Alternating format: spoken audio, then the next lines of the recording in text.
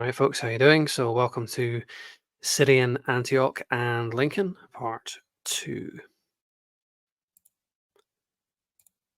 So, disclaimer, copyright disclaimer under Section 107 of the Copyright Act 1976. Allowance is made for fair use for purposes such as criticism, comment, news reporting, teaching, scholarship, and research. So, once again, we're going back to The Great Deception by Commons Beaumont, and I just noticed the subtitle. Syria, Britain, and the Roman Conspiracy, particularly an important subtitle when you get into presentations like these, the whole Roman conspiracy idea. We'll flesh that out in future videos. So we start with the 10th chapter of Genesis. The genealogical tree contained in the 10th chapter of Genesis is misleading because its compilers persisted in using Noah as the founder of the human race, whereas the patriarchs and many of the prophets long preceded him. Asher, for example, is included as one of the sons of Shem, although we are also told that Nimrod, son of Cush, was father of Ashur, and Cush was the son of Ham. Shem is also given as the parent of Elam, Arphaxad. I have no idea how you say this. Arphaxad, I guess. Lud and Adam. Otherwise, daughter states. Arphaxad. I'm just going with that. And we are furthermore told that Arphaxad was born to Shem 2 years after the flood, that he lived 438 years and was the grandfather of Eber, founder of the Hebrews, Genesis 11:10-14. Whilst Josephus states that Arphaxad founded the Chaldeans. You can see the table there over on the right-hand side. The center of the sacred hierarchy. All this confusion and division is due to the fact that these had nothing to do with pedigrees as such, but related to an entirely different matter. It is opposed to all factual and scientific knowledge, for instance, that the Chaldeans, regarded as the earliest founders of civilization, as also the Hebrews, came into existence after the flood. Adam, in like manner, was the eponym of Aramea, who were the Syrians, indistinguishable from the Chaldeans.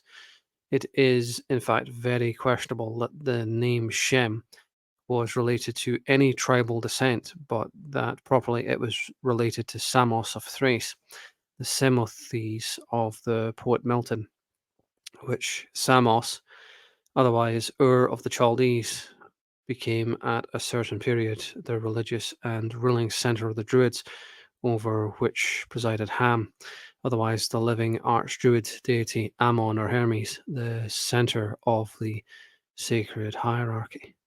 I love that he's got these broad, sweeping statements. It is opposed to all factual and scientific knowledge and things like this, Beaumont, say what you like about him, but he really does believe what he's saying. Nothing further, Your Honor.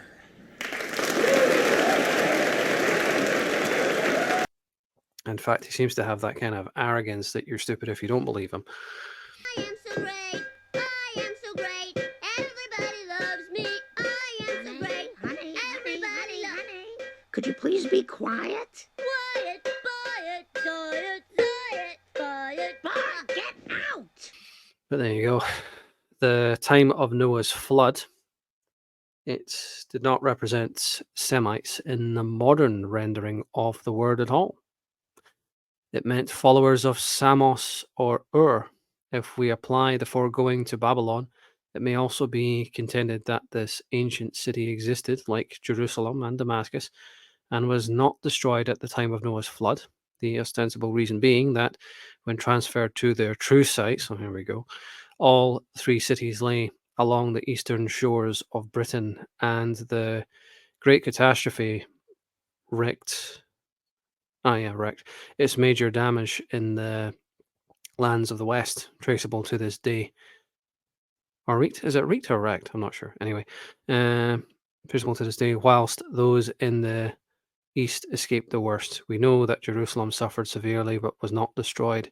But we hear nothing of either Babylon or Damascus, both of which may have been or may have suffered from floods. It may be claimed with some confidence that the far-famed Tower of Babel was only erected after the flood in question.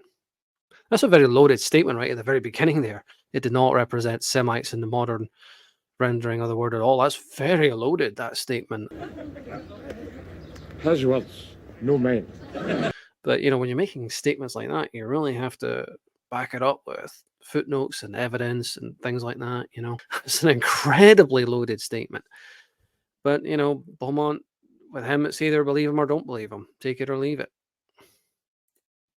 The original Nimrod. So Josephus, it is true, reports that Nimrod said that he would be revenged on God if he should have a mind to drown the world again. Adds, quote, that he would build a tower too high for the waters to reach, and that he would avenge himself on God for destroying their forefathers. The original Nimrod lived long before the flood epoch, and Nimrod's can only be a synonym for the new ruler of Babylon. So I guess it's like a hereditary title like Caesar or something like that. Ladies and gentlemen, behold your new god, Mr. Burns. Ahoy, hoy, lowly mortals. In addition to working for me, you may now praise me as your almighty. Amen, sir. It is likely that Nebuchadnezzar was the speaker, for he was given to braggadocio, and he either erected the Tower of Babel or reconstructed it to become the wonder of the world. Soon after the blast of Isaiah, which destroyed in a flash the vast enemy army outside Jerusalem, an embassy was sent to, quote, inquire of the wonder that was done in the lands. 2 Chronicles 32:31. The wrath of the Lord of hosts. It may explain why King Nebuchadnezzar in his reign rebuilt the tower both as an observatory and as a place of refuge. Isaiah implied a catastrophe to afflict Babylon at some later period. He pictures nations assembled for battle and how the earth will shake in the wrath of the Lord of hosts, of massacres and destruction, and finally that, quote, I will stir up the Medes against them. And that Babylon, the glory of kingdoms, the beauty of the Chaldees' excellency, shall be as when God overthrew Sodom and Gomorrah. Isaiah 13, 17, 19. The reference can only relate to the capture and destruction of Babylon by Xerxes of Persia. Jeremiah, in declaring against the idolatry of Babylon, says, quote, behold, I am against thee, O destroying mountain, saith the Lord, which destroyest all the earth, and I will stretch out my hand upon thee, and roll thee down from the rocks, and I will make thee a burnt mountain. Anyway, the destruction of Bel, or Babel. Later on, he says, quote, the sea is come up upon Babylon. She is covered with the multitude of the waves thereof, which prophecy, he says, was made in the 4th year of Zedekiah's reign when he accompanied him to Babylon. Jeremiah 51, 25, 42. These prophecies, if they refer to actual events, as we may presume was the case, record the destruction of the Temple of Bel or Babel, as was accomplished by Xerxes and not before. The other recorded a tidal wave and an earthquake, for a typhoon is related to meteoric visitations and may easily have flooded the city. Nevertheless, both prophets were completely wrong in their prophecies that Babylon would be blotted out forever. Well, only if you believe Beaumont, and sometimes that's a rather big if. Because if you're talking about official history, Babylon in Iraq, these words are actually true. There's nothing there but ruins now, But anyway, the works of Josephus, but of course Beaumont being Beaumont. You know your problem, Gary? You're never wrong. How is that a problem? Recall Isaiah's words, quote, it shall never be inhabited, neither shall it be dwelt in from generation to generation. Again, official history of Babylon, that's absolutely the case. But Beaumont's never wrong, is he?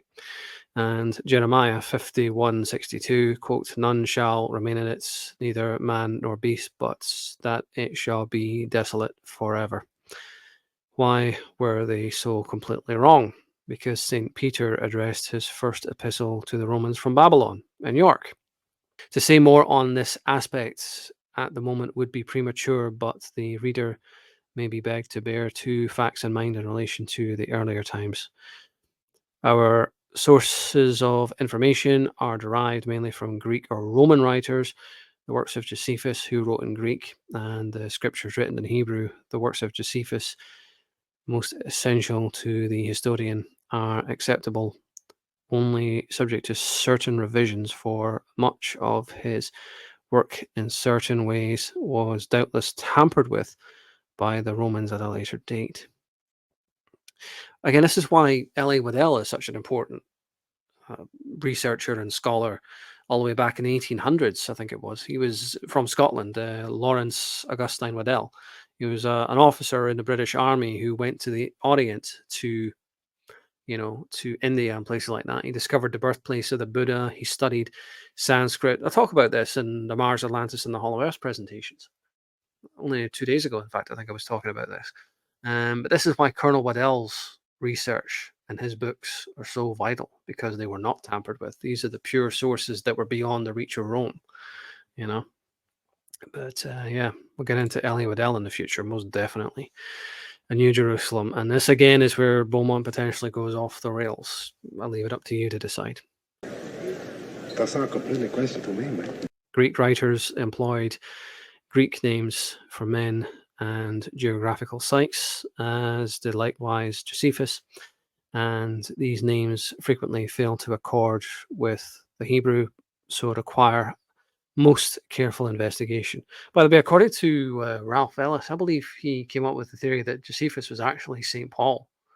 I think I'm going off memory there. That was on Unslaved years ago. If you go into the Unslaved podcast, you'll see presentations with Ralph Ellis. Very interesting stuff. I've got a lot of his books over there on the shelf, actually.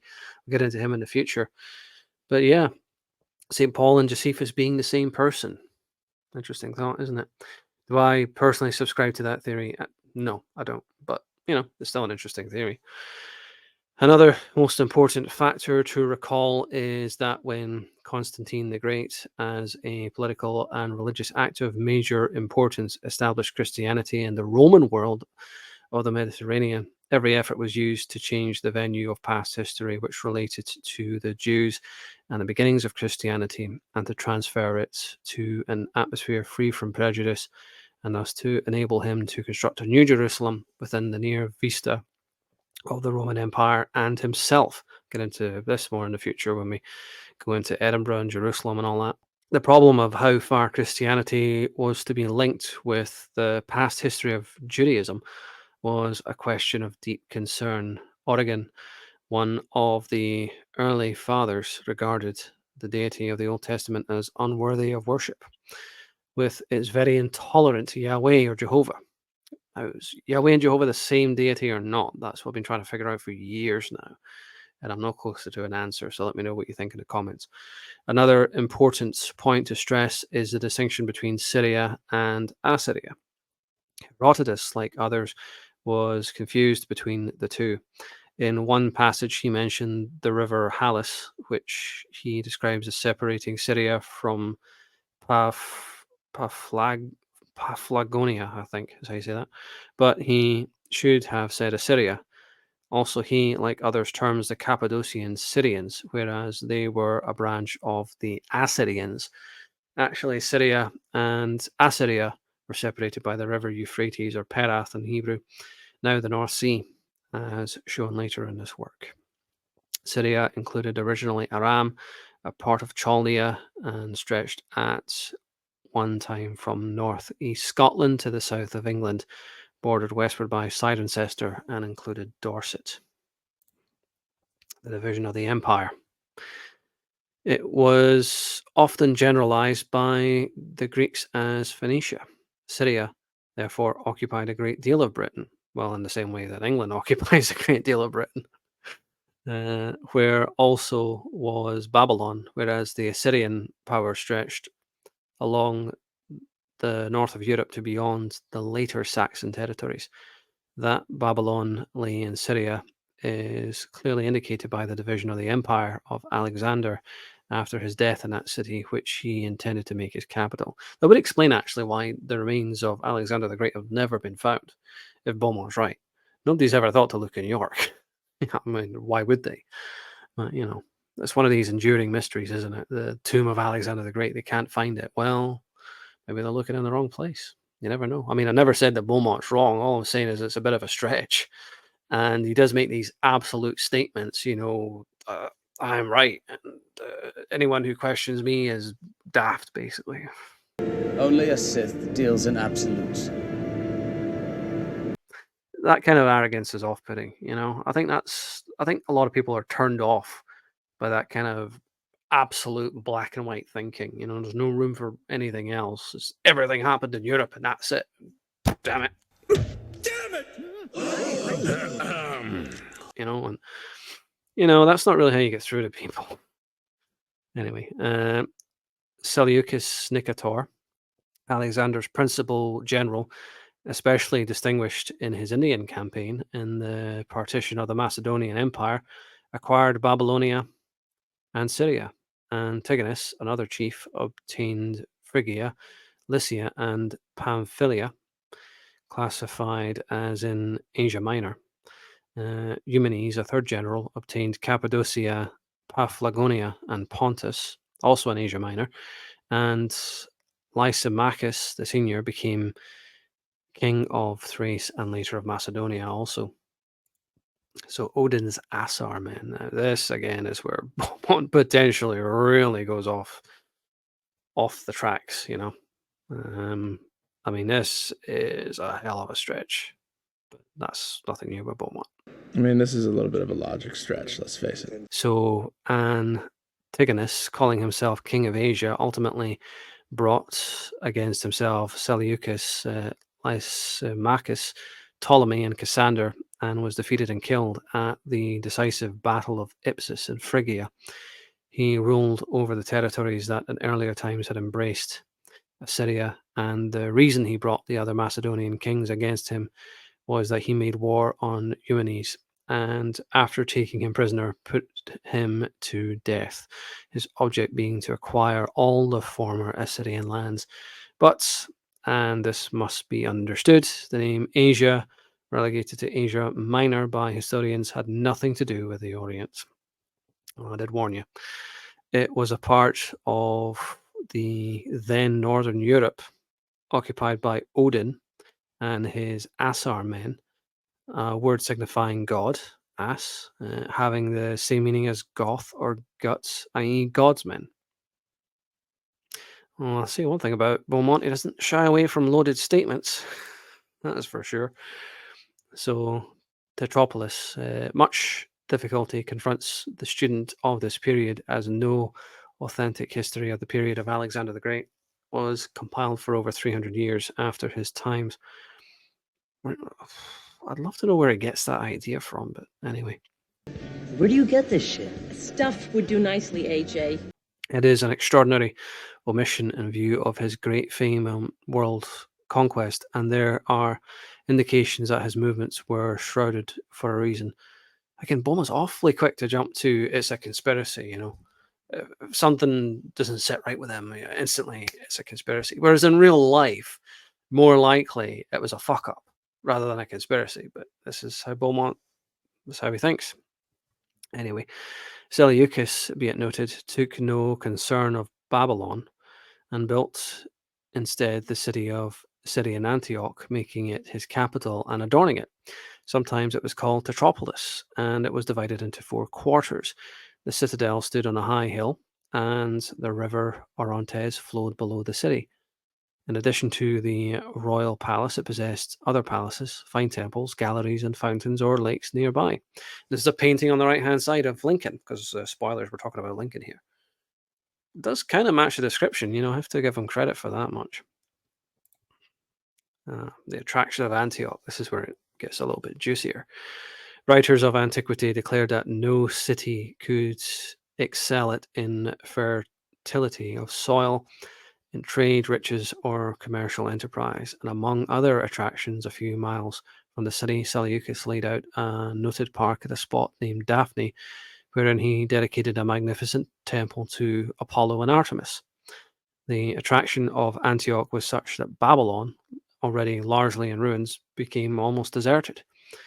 Those Jews who had not returned to Jerusalem in the time of Zerubbabel and Ezra migrated largely to Antioch, where they were well treated and granted privileges, including their special residential quarter. These are historical facts, and in this matter, we may ask ourselves what attraction would have drawn the Macedonians and later also the Romans to those sultry and arid Oriental countries. Here we fucking go. Which have never offered any inducement either as possessing minerals except oil in recent times or fertility. Here we go with the loaded statements. That's Beaumont 101 for you, But this whole middle section here, the Jews who had not gone to Jerusalem, Edinburgh, according to Beaumont, they went instead to Lincoln, and you see the picture there on the right, the Jews' house. So is there something in it? Well, maybe. I'm not saying Beaumont's wrong. I'm just saying that some of his ideas can really be stretching it a bit, and that's putting it mildly. But sometimes you read certain things, you're like, well, maybe. The key to understanding is to never dismiss anything out of hand. You have to take it all in. What was it? There was a quote by Aristotle once that the mark of an educated mind is to entertain an idea without necessarily accepting it. You see, that's what I'm doing with Beaumont. I'm entertaining the ideas, but not necessarily accepting all of them. But, it is what it is. St. Luke. So and just keep an open mind. You bear it in mind and you put it into the filing cabinet and you look at other sources and you just go from there, really. The interests of both nations lay in Europe, not in the Middle East, and indeed the entire region lay outside of world interests, as the world was then, for although Persia might have affected them, previously the Persian pretensions had been destroyed by Alexander. Moreover, the ancient Jews were not Asiatics, nor were the Syrians, an erroneous, almost misread that as enormous, an erroneous belief responsible for much futile misunderstanding. But again, very, very loaded statement. The ancient Jews were not Asiatics, and nor were the Syrians. Like, what? I mean, your jaw hits the floor when you hear that. Like, okay, where's the evidence? Where's the proof? Like Ricky was saying when he was on a few nights ago, as at the time of recording this, Beaumont doesn't back himself up. It's just believe me or don't. Black and white. I'm right, they're wrong. But when you're making statements like that, you have to back it up because you're potentially offending a lot of people, based upon I'm right. Where's your evidence? I'm right.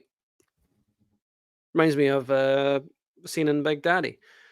I win. What do you mean you win? I had a hand just like that before. I didn't win. Because I win. This is bullshit. It's that kind of mindset, isn't it? It really is. Oh, man. The venue of events needs to be transferred bodily to Europe. Well, that certainly is his mission.